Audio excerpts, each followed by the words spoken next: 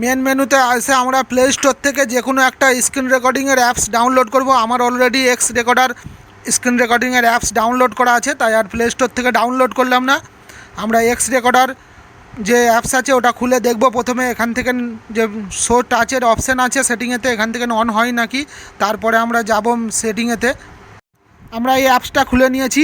খুলে নেওয়ার পরে এই ধরনের পেজ আসছে। রাইট সাইডে নিচের দিকে সেটিংয়ের অপশান আছে। এই অ্যাপসের ওপরেতে এটা টাচ শোয়ের অপশান আসছে। এই ধরনের পেজ খুলে আসছে সামনেতে।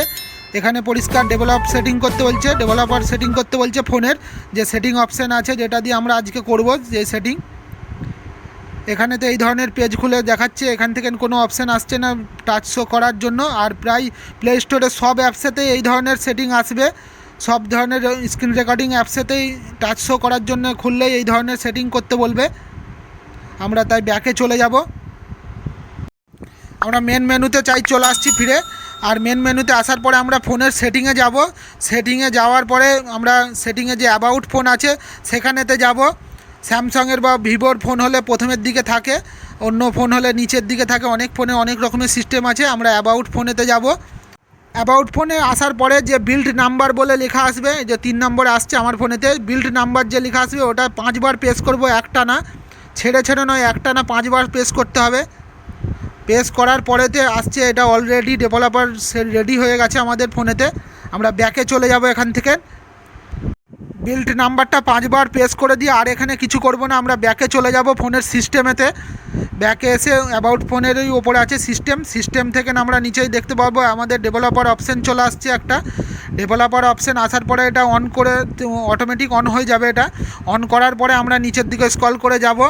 কিছুটা যাওয়ার পরে আসবে শো টাচেস বলে, ইনপুটের নিচে থাকবে ডেভেলপার সেটিংয়ের অপশানেতে ইনপুট বলে লেখা একটা আসবে। ইনপুট আসবে, ইনপুটের নিচেতেই থাকবে শো টাচেস বা শো টাচ। অনেকগুলো অপশান আছে এখানেতে, সবার শেষের দিকে থাকে এই অপশানটা। এটা চলে আসছে, এটা ইনপুট লেখা আসছে। ইনপুটের নিচে আমাদের ফোনে আসছে শো টিপস বলে। অনেক ফোনে শো টাচেস বা শো টাচ বলে লেখা আসে, স্যামসাংয়ের ফোনেতে আর এতে। আমরা এটা শুধু এনেবল করে দেবো এখান থেকে।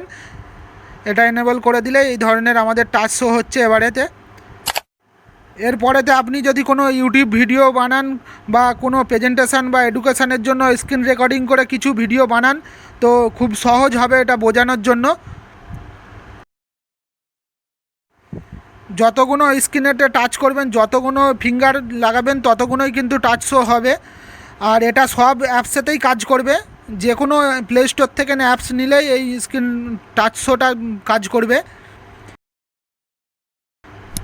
যতগুলো আমরা 4টে আঙুল দেবো, 2, 3, 4টে যতগুলো আঙুল দেবো ততগুলো হচ্ছে ফিঙ্গার শো হবে এখানেতে। আর এটা কিভাবে বন্ধ করবেন সেটাও বলে দিচ্ছি। সব সময় এটা এনেবল করে রাখা যাবে না, স্ক্রিন রেকর্ডিংয়ের সময় করবেন, কারণ এটা সবসময় নাহলে শো করবে সামনেতে। এটা বন্ধ করার জন্য আমাদেরকে আবার ফোনের সেটিংয়েতে যেতে হবে। প্রথমেতে ওই সেটিং থেকে যেখানে ডেভেলপার সেটিং আছে ফোনের সেটিংয়েতে, সেটিং থেকে আমরা সোজা চলে যাব ফোনের সিস্টেমেতে। অ্যাবাউট ফোনে কিন্তু নয়, এবারে পুরো সিস্টেমেতে চলে যাব।